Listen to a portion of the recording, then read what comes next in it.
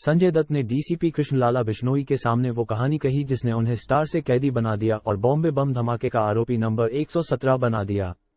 बॉलीवुड की चकाचौंध से लेकर जेल की कालकोठरी तक, शोहरत से लेकर बदनामी तक, नायक से खलनायक तक, फिल्म अभिनेता संजय दत्त की जिंदगी की कहानी में विवाद है, राजनीति है, ग्लैमर है, जो कि अक्सर हिंदी मसाला फिल्मों में आपको देखने को मिलती है। संजय दत्त की जिंदगी पर फिल्म भी बन चुकी है, लेकिन आज हम आपको संजय दत्त के स्टार से लेकर अदालत द्वारा गुनहगार ठहराए जाने की पूरी कहानी सुनाएंगे, जो कि किसी फिल्मी स्क्रिप्ट की तरह नहीं होगी। न ही इसमें इमेज मेकओवर की कोई कोशिश होगी और न ही किसी जुर्म पर पर्दा डालने की साजिश, जिसके लिए हमने संजय दत्त के केस से जुड़े हर दस्तावेज, रिपोर्ट्स और हर पहलुओं का बारीकी से अध्ययन करने के बाद ये रिपोर्ट तैयार की है। तो नमस्कार दोस्तों, स्वागत है आपका अपना YouTube channel mister tan perfect में। आज का हमारा वीडियो का टॉपिक है दोस्तों संजू बाबा के ऊपर, और आज हम इस वीडियो के माध्यम जानेंगे संजय दत्त के नायक से खलनायक बनने की पूरी कहानी को। तो वीडियो में आगे बढ़ने से पहले दोस्तों मैं कहना चाहूंगा कि जमता है तो देखो, वरना खड़ा माथा टेको। तो कहानी शुरू होती है जनवरी 1993 से, जब मुंबई दंगों की आग में झुलस रहा था। सुनील दत्त उस वक्त पश्चिमी मुंबई से कांग्रेस के सांसद थे। दंगों को देखकर सुनील दत्त खुद को रोक नहीं पाए। हुतात्मा चौक पर सुनील दत्त दंगाइयों को रोकने के लिए पहुंच गए। दत्त साहब ने कहा जब तक वो हैं मुंबई में दंगा नहीं होने देंगे। जिस वक्त सुनील दत्त दंगाइयों को चुनौती दे रहे थे, उस वक्त फिल्म अभिनेता संजय दत्त के पास एक फोन आता है। फोन करने वाले ने संजय दत्त को धमकी देते हुए कहा कि अपने पापा सुनील दत्त को वापस जाने के लिए कहो, अगर ऐसा नहीं हुआ तो अच्छा नहीं होगा। संजय दत्त ने अपने परिवार की सुरक्षा के लिए दाऊद इब्राहिम के भाई अनीस इब्राहिम से AK-47 और कुछ कारतूस हासिल किए। दिल्ली के पूर्व पुलिस कमिश्नर नीरज कुमार की किताब डायर डी फॉर डॉन के अनुसार अनीस और संजय दत्त के बीच दोस्ती यलगार फिल्म की शूटिंग के दौरान हुई थी और संजय दत्त ने तब अपने परिवार की सुरक्षा के लिए अनीस से हथियार मांगे थे। दिल्ली के पूर्व पुलिस कमिश्नर की किताब के दावे के अनुसार दाऊद ने इस बात के लिए अपने भाई को बहुत पीटा भी था। कहा जाता है कि दाऊद और उसके भाई अनीस से संजय दत्त को फिरोज खान ने दुबई में मिलवाया था, जिसके बाद अनीस कभी शूटिंग तो कभी होटल में भी संजय दत्त से मुलाकात करने आने लगा। दाऊद ने एक दिन यलगार फिल्म की पूरी यूनिट को अपने घर डिनर के लिए भी बुलाया, जहां संजय दत्त की मुलाकात इकबाल मिर्ची, शरद शेट्टी और छोटा राजन से हुई। इन सारे चेहरों को संजय दत्त के दोस्त हनीफ और समीर भी जानते थे। इन्हीं की दोस्ती की वजह से संजय दत्त ने उनकी फिल्म सनम में काम किया। 12 मार्च 1993 शुक्रवार का दिन, उस वक्त मुंबई शहर बॉम्बे के नाम से जाना जाता था। हवा में कुछ तल्खी पहले से थी, क्योंकि 3 महीने पहले इस शहर ने दंगे का दंश झेला था। दोपहर के 1:30 बजे हो रहे थे। शहर में 12 अलग अलग जगह पर बम धमाके हुए। अपराधियों ने सहार इंटरनेशनल एयरपोर्ट पर भी हैंड ग्रेनेड फेंके। मुंबई शहर ने ऐसा कत्लेआम फिल्मों में भी नहीं देखा था। मरने वाले थे 257 और घायलों की संख्या 713 थी। पुलिस अपनी नाकामी के मलबों में सुराग और सबूत तलाश रही थी। 1 महीने के भीतर 400 लोगों को हिरासत में लिया गया। पूछताछ हुई तभी एक जाना पहचाना नाम सामने आया, संजय दत्त। शरद पवार ने अपनी जीवनी ऑन माई टर्म्स में कई खुलासे किए। पवार ने इसमें 1993 में चौथी बार मुख्यमंत्री बनने के बाद हुए बम धमाकों को लेकर जिक्र किया है। किताब के अनुसार पवार अफवाहों के फैलने से परेशान थे और शांति लाना चाहते थे। मुंबई में जिन 11 जगहों पर ब्लास्ट हुए थे वे सभी हिंदू बहुल इलाके थे। आतंकियों की मंशा यही थी कि ब्लास्ट के बाद सांप्रदायिक तनाव फैल जाए, इसलिए उन्होंने टेलीविजन स्टूडियो से यह ऐलान किया कि मुंबई में 11 नहीं बल्कि 12 बम ब्लास्ट किए गए हैं। 12वां ब्लास्ट मस्जिद बांदेर इलाके में भी हुआ है। इससे दोनों ही समुदायों में ये संदेश गया कि समुदाय विशेष को निशाना नहीं बनाया गया है। पवार ने बताया कि इसका उल्लेख उन्होंने जस्टिस श्री कृष्ण कमीशन के सामने भी किया था और इस तात्कालिक निर्णय का कमीशन ने तारीफ भी की थी। 13 मार्च को ट्रैफिक DCP राकेश मारिया को ब्लास्ट के इन्वेस्टिगेशन का जिम्मा मिला था। कमान संभालते ही शाम को मारिया ने पहला ऑर्डर दिया कि कंट्रोल रूम फीड पर पैनी नजर रखी जाए। रात के 8 बजे ये सारी बात हुई और करीब 9:30 बजे पहला सुराग भी मिल गया था। पता चला कि वली में हथियारों से भरी एक वैन मिली है। 10:30 बजे तक पुलिस ने वैन को जब्त भी कर लिया। वैन में से 7 AK-56 assault rifle, 14 magazine, pistol और 4 हैंड ग्रेनेड मिले। पता चला कि वैन किसी रुबीना सुलेमान मेमन के नाम पर है, जिसका पता था माहिम की अल हुसैनी बिल्डिंग। मारिया ने अपने इन्फॉर्मर से पूछा कि इस अल हुसैनी बिल्डिंग के मेमन कौन है, तो जवाब मिला tiger Memon. Police tiger Memon के फ्लैट की तलाशी लेने पहुंची। टाइगर मेमन के फ्लैट से एक बजाज स्कूटर की चाबी मिली। टाइगर मेमन ने ही धमाके के लिए 23 लड़कों की टीम तैयार की थी। धमाके के बाद भारत छोड़कर नेपाल भाग जाने के लिए सभी को 5-5 हजार रुपये भी दिए गए। हमले के जिम्मेदार एक शख्स को पकड़कर भारत लाने की कोशिश शुरू हो गई और इसके लिए पुलिस की 162 लोगों की टीम तैयार की गई। देश के 21 राज्यों के 89 शहरों में सर्च अभियान चलाने के बाद आईएसआई और सिमी का नाम सामने आया। राकेश मारिया की किताब लेट मी से नाउ के अनुसार 1992 के बाबरी मस्जिद ध्वंस के बाद मुंबई के कुछ मुस्लिम इसका बदला लेना चाहते थे, जिसके लिए दुबई में बैठे अंडरवर्ल्ड डॉन दाऊद से मदद मांगी गई। पहले तो दाऊद ने साफ मना कर दिया, लेकिन कहा जाता है कि कुछ मुस्लिम महिलाओं ने दाऊद को चूड़ियां लानत के तौर पर भेजी। ये बात दाऊद को लग गई और उसने टाइगर मेमन और मोहम्मद दौसा के साथ मिलकर मुंबई को दहलाने की प्लानिंग रच डाली। पुलिस ने पूरी साजिश में शामिल बादशाह खान, हनीफ और समीर नामक 3 लोगों को पकड़ा। कड़ाई से पूछताछ करने पर इन लोगों से ही सबसे चौंकाने वाला नाम सामने आया। पूछताछ के दौरान हनीफ और समीर ने राकेश मारिया से कहा कि साहब आप बड़े लोगों को क्यों नहीं पकड़ते। मारिया ने जवाब में पूछा कौन बड़े लोग। दोनों ने एक ही सुर में बोला संजू बाबा। मारिया शायद इस उपनाम से भलीभांति परिचित नहीं थे या फिर उन्होंने इसके बारे में सोचा भी नहीं होगा, इसलिए उन्होंने गिरफ्तार किए गए शख्स से पूछा कौन संजू बाबा। हनीफ और समीर ने जवाब दिया हीरो संजय दत्त। मारिया ने अपनी किताब लेट मी से नाउ में लिखा कि मुझे अपने कानों पर भरोसा नहीं था, लेकिन संजय दत्त का नाम इस केस से जुड़ चुका था।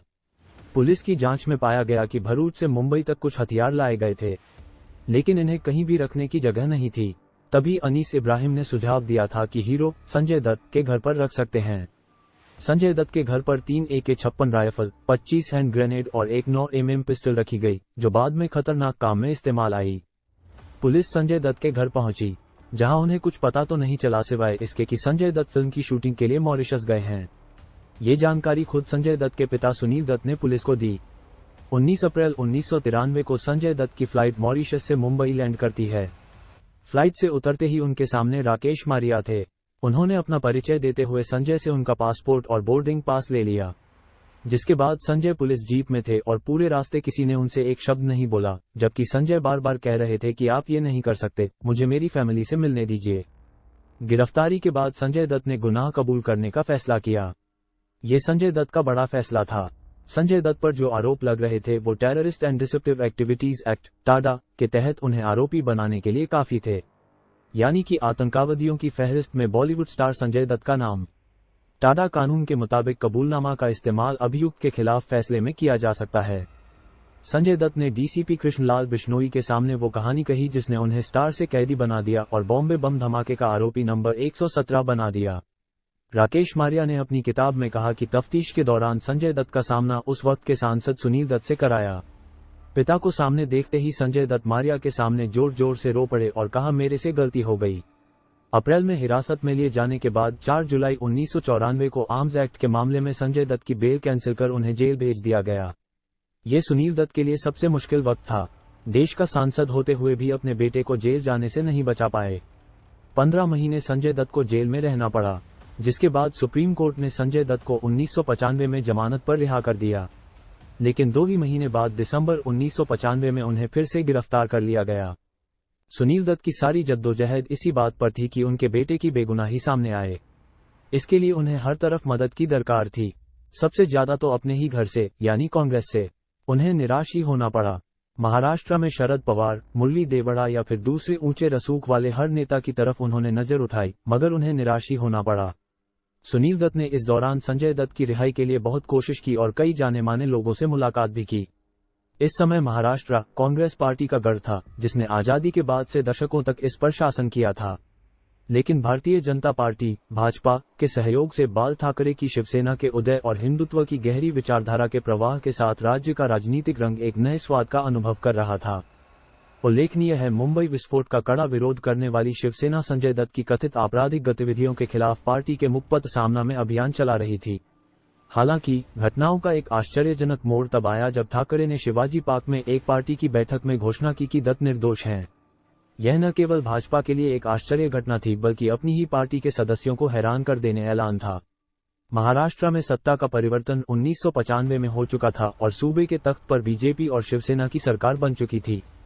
कई मीडिया रिपोर्ट्स तो यहां तक दावे करते हैं कि संजय दत्त को बचाने के लिए दत्त साहब ने अपना राजनीतिक विरासत दांव पर लगाते हुए बाल ठाकरे की शरण ली थी। मीडिया रिपोर्ट के मुताबिक मुंबई बम धमाकों में संजय का नाम आने के बाद सुनील दत्त ने बाल ठाकरे से मदद मांगी थी। सुनील दत्त उस दौर में सांप्रदायिक राजनीति के खिलाफ थे, जबकि बाल ठाकरे हिंदुओं के ब्रांड नेता थे। कांग्रेस के दिग्गज नेता होने के बावजूद जब सुनील दत्त को अपनी ही पार्टी से कोई मदद की आस नहीं दिखी तो उनके समधी और एक्टर राजेंद्र कुमार ने उनको बाल ठाकरे से मिलने की सलाह दी। शुरुआत में तो सुनील दत्त ने बाल ठाकरे से मदद मांगने इनकार दिया, लेकिन राजेंद्र ने दत्त को अमिताभ बच्चन का किस्सा याद दिलाया जब अमिताभ का नाम बोफोर्स कांड में उजागर हुआ था। तब उनकी फिल्म को बैन करने की बात होने लगी थी। मीडिया रिपोर्ट की माने तो सुनील दत्त को देखते ही बाल ठाकरे ने कहा था, मैं जानता हूं तुम मुझे पसंद नहीं करते, लेकिन मैं एक जमाने में तुम्हारी अदाकारी का फैन रहा हूं। ठाकरे से ऐसी बात सुनकर सुनील दत्त काफी भावुक हो गए थे और रो पड़े थे। उस वक्त बाल ठाकरे ने मदद की थी। बाल ठाकरे के हस्तक्षेप से संजय दत्त को 18 महीने जेल में बिताने के बाद 1995 में रिहा कर दिया गया। संजय की रिहाई के बाद उनका पहला पड़ाव बाल ठाकरे के आवास मातोश्री था। ठाकरे ने संजय दत्त को फटकार लगाई और कहा, अब वही करना जो तुम्हारे पिता चाहते हो, किसी और के बहकावे में मत आना। तब से दत्त पूर्व सेना प्रमुख के प्रति अपना आभार व्यक्त करने से कभी नहीं कतराते। लेकिन 2 ही महीने बाद दिसंबर 1995 में उन्हें फिर से गिरफ्तार कर लिया गया। लंबी कानूनी जद्दोजहद के बाद 1997 में उन्हें फिर जमानत मिली। संजय के केस की सुनवाई अब साल 2006 में होनी थी। साल 1997 से 2006 के बीच संजय ने कई बड़ी फिल्मों में काम किया। 31 जुलाई 2007 को जब टाडा कोर्ट ने अभिनेता संजय दत्त को 6 साल की सजा सुनाई, इसके बाद संजय दत्त का जेल जाने और आने का ऐसा सफर शुरू हुआ जिसकी आलोचना सभी जगह हुई। 31 जुलाई को सजा सुनाए जाने के बाद संजय दत्त साल 2007 में 2 बार जेल से जमानत पर बाहर आए और वापस गए। ये सिलसिला तब थमा जब सुप्रीम कोर्ट ने उन्हें अंतरिम जमानत दे दी। साल 2013 को सुप्रीम कोर्ट ने टाडा अदालत के फैसले को सही ठहराते हुए संजय को 5 साल की सजा सुनाई। संजय को दी गई इस सजा के खिलाफ बॉलीवुड के कई निर्माताओं ने अपील की बात भी रखी थी, क्योंकि उन पर कई करोड़ की फिल्मों का भविष्य टिका था। इसके साथ ही पूर्व जज मार्कंडेय काटजू ने याचिका दायर कर उनकी सजा माफ करने की गुहार भी लगाई। संजय के सजा माफी की वकालत करने वालों का तर्क था कि उनके पीछे उनका परिवार और छोटे छोटे बच्चे हैं। गौर करने वाली बात यह है कि अगर सिर्फ इस आधार पर किसी इंसान को माफी मिलने लगे तो फिर हर एक आरोपी और जेल में बंद कैदी का परिवार होता है, तो क्या उन सबको भी माफ कर देना चाहिए? या फिर संजय एक फिल्म अभिनेता व अभिजात वर्ग से संबंध रखते हैं, सिर्फ इसलिए उन्हें कानून में इतनी तो छूट मिलनी चाहिए? हालांकि अदालत ने ऐसी किसी भी अपील को मान्यता नहीं दी। संजय जेल जाने के बाद भी विवादों में रहे। यह विवाद तब शुरू हुआ जब उन्होंने पैरोल पर बाहर आना शुरू किया। इस दौरान संजय दत्त पर फिल्मों की शूटिंग करने के आरोप लगते रहे। मीडिया में काफी सवाल उठे और यह विवाद इतना बढ़ा कि महाराष्ट्र सरकार ने पैरोल के नियम सुधारने के लिए प्रस्ताव भी सदन में रखा। संजय दत्त 27 फरवरी 2016 को पुणे की येरवडा जेल से रिहा हो गए। महाराष्ट्र सरकार ने उनके अच्छे आचरण के आधार पर उनकी सजा में करीब 18 महीने की कमी कर दी। तो मुझे उम्मीद है दोस्तों यह जानकर आपको अच्छा लगा हो। ऐसे ही किसी भी टॉपिक से जुड़े रोचक तथ्य को जानने के लिए हमारे चैनल को सब्सक्राइब करें और बेल आइकन को प्रेस करें। हम आपके लिए लेकर आएंगे दोस्तों amazing fact about every topic. जय हिंद दोस्तों।